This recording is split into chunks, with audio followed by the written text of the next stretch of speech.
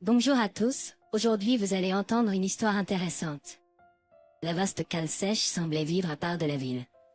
C'était comme une ville elle-même, mystérieuse et cachée aux yeux des gens. Et il y avait beaucoup de gens qui vivaient et travaillaient dans la cale sèche, jusqu'à 10 000 personnes. La fabrique employait des gens de diverses professions, et parmi eux une attention particulière était accordée aux gruistes et aux treuilleurs directement dans le slipway. Parmi ces treuilleurs se trouvait un jeune homme musclé à la face longue et pointue, et aux cheveux noirs. Et son nom était Jean Munter. Oui, il avait la force, mais pas les neurones. Sinon, il aurait cessé d'être treuilleur et aurait trouvé un emploi mieux rémunéré il y a longtemps. Malheureusement, le directeur de la cale sèche était un avare et payait peu aux travailleurs.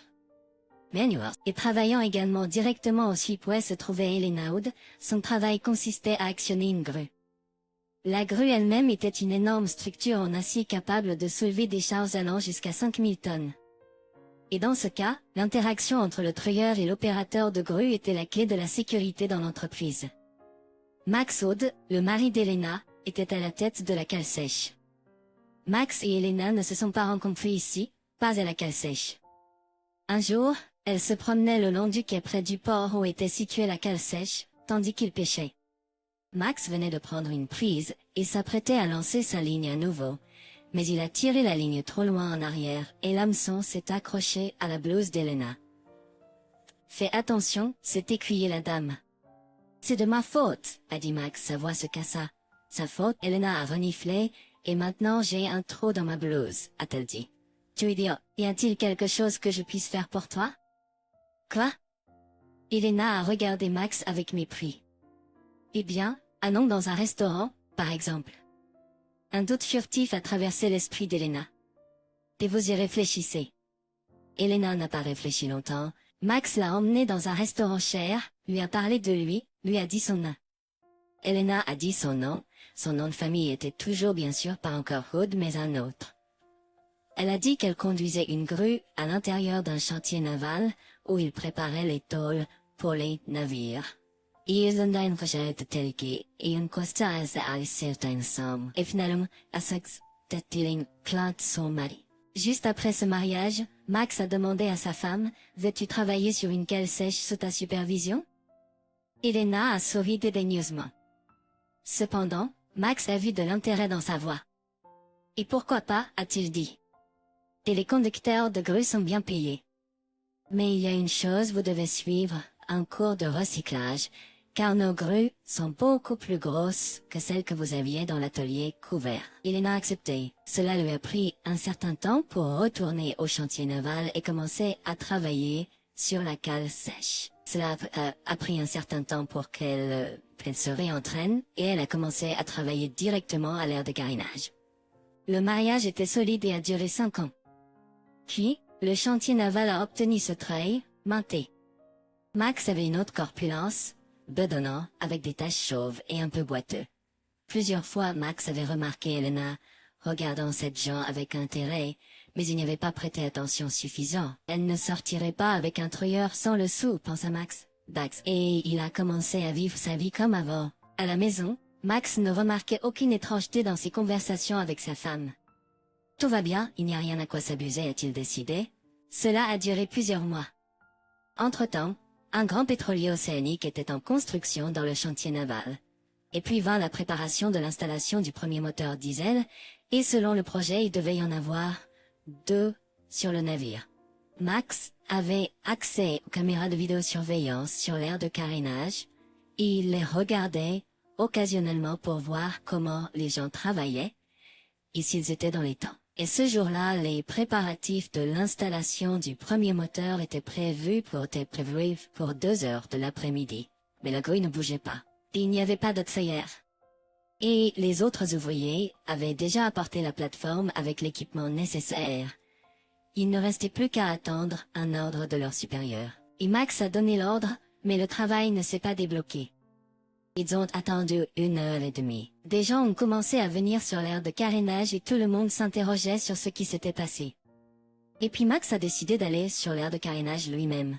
Je comprends que le lanceur n'est toujours pas arrivé, n'est-ce pas? Il a demandé au personnel qui avait apporté le matériel. Non, a répondu le jeune homme, étudiant en apprentissage. Ensuite, Max a regardé le grue elle-même. Elle faisait presque 40 mètres de haut et tout en haut, il pouvait voir la cabine du conducteur en verre. Bon, allons-y, a pensé Max, je fais mieux de me dépêcher.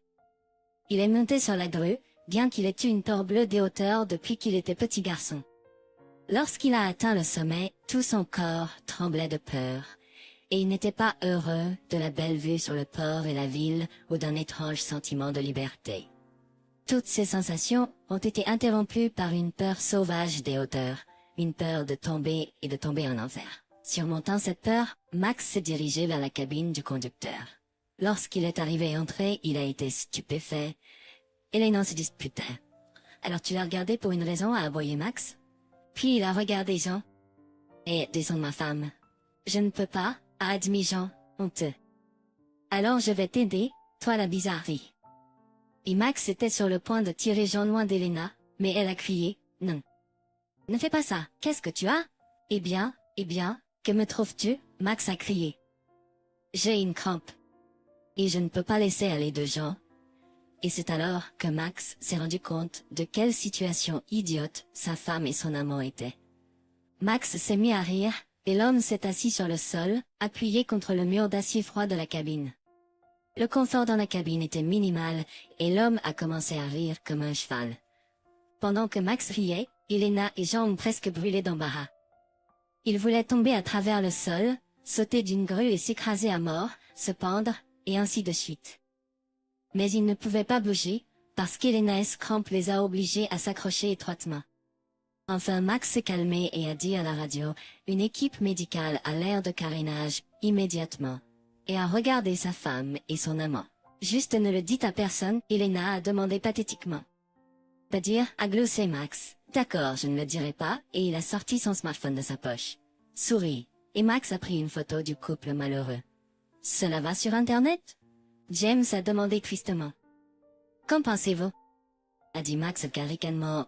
Sur Internet, bien sûr, c'est pas une scène à gâcher, n'est-ce pas? Mais c'est une humiliation, c'est une chose méchante, a dit Elena pathétiquement. Ce n'est pas une chose méchante à faire, avec un gars au hasard sur le dessus, tandis que votre mari est hors de vue? Eh bien, chérie, il y a un prix à payer, a dit Max, en tournant un regard moqueur vers Jean. Et toi, mon ami, tu vas payer pour tout cela, également. Est-ce que je dois? L'homme demanda doucement.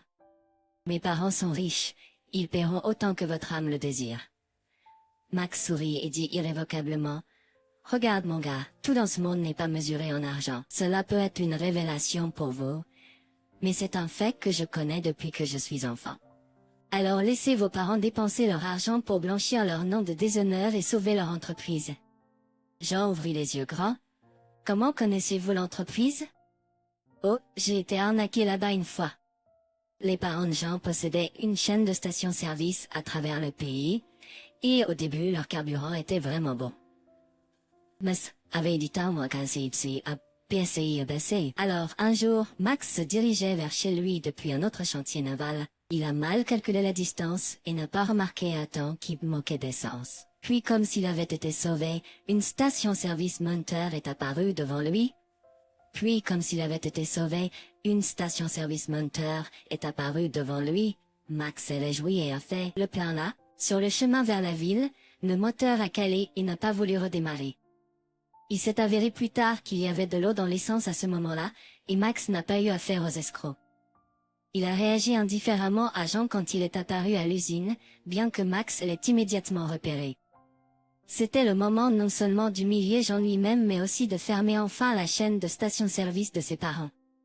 Et Max a immédiatement publié une photo de Jean et Elena sur Internet, avec des informations sur la situation en dessous de la photo.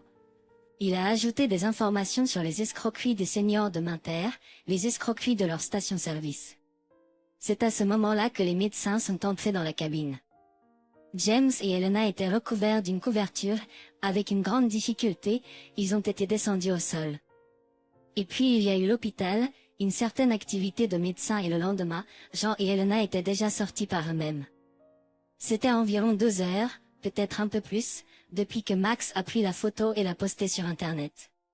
Sous cette photo, il y avait immédiatement des dizaines de commentaires, et des rediffusions de la part des propriétaires de voitures qui avaient également été dupés dans les stations-service. Munter lui-même est resté imperturbable le lendemain. Cependant, il n'en avait pas l'air de l'extérieur. À l'intérieur, il était manifestement très déprimé et voulait se faire tuer. « Ah, comment allez-vous » Max lui a demandé avec mépris en sortant délibérément de son bureau. Jean l'a regardé avec de la haine et a soufflé entre ses dents. Nous avons eu des perquisitions à domicile, des messages personnels remplis d'humiliation et de menaces, de la haine venant de partout. Et Elena s'est plainte auprès de moi que tout le monde se moquait d'elle aussi. Je suis content que les gens aiment ma photo, a dit Max avec ruse. J'espère que tes parents iront en prison, et toi, d'ailleurs, tu seras condamné à une amende pour avoir perturbé l'horaire et sévèrement réprimandé. À cause de toi, l'entreprise a dû faire le travail préparatoire pour l'installation du premier moteur pendant la nuit. L'autre chargeur et l'autre opérateur de grue ont dû travailler plus tard. Le pétrolier est à l'heure, n'est-ce pas? Essayant de détourner l'attention de son embarras, Jean a demandé, à l'heure, et aujourd'hui, nous installons l'engine lui-même. Maintenant, écoutez-moi, Jean. Dieu nous en préserve si quelque chose ne va pas à cause de toi ou Elena. Milligramme, vous n'avez pas infligé d'amende à Elena, a souri dédaigneusement et avec ressentiment. Non, je ne l'ai pas condamnée. Elle ne sera tout simplement pas payée pendant les 3 prochains mois. Et la garce ne vivra pas avec moi si vous l'aimez. Laissez-la venir à vous. J'ai fait mon travail, et le déshonneur ne se lavera pas sur toi. Et ni d'Elena. Donc Jean a sorti un couteau, et a attaqué Max avec. Heureusement, Max n'était pas trop timide lui-même, alors il a attrapé le couteau. Il a ensuite poignardé Jean plusieurs fois dans le ventre. Finalement, l'homme est mort quelques jours plus tard à l'hôpital. Max était innocent, les enquêteurs ont statué, en légitime défense. Mais ce procès a pris une semaine entière, et pendant ce temps il y a eu des ennuis sur le chantier à Navallo. Le problème est qu'Elena a beaucoup pleuré lorsqu'elle a appris la mort de son amant. À cette époque, elle n'avait pas de temps pour la moquerie ou autre chose. Elle a travaillé dur et souvent avec une sorte d'irrégularité. Le suppléant de Max était responsable de l'aire de construction navale, un homme distrait et négligent. Il a tourné le dos à toutes les irrégularités d'Elena, bien que les autres grues se soient plaintes tous les jours. Chaque jour et plus d'une fois, jusqu'à ce qu'un jour, Elena éclate en sanglots dans la cabine de grue. Comme toujours, elle a pâti de Jean. La grue se dirigeait vers le port pour installer une pièce pour la superstructure, qui, sur un pétrolier, se trouve à l'arrière.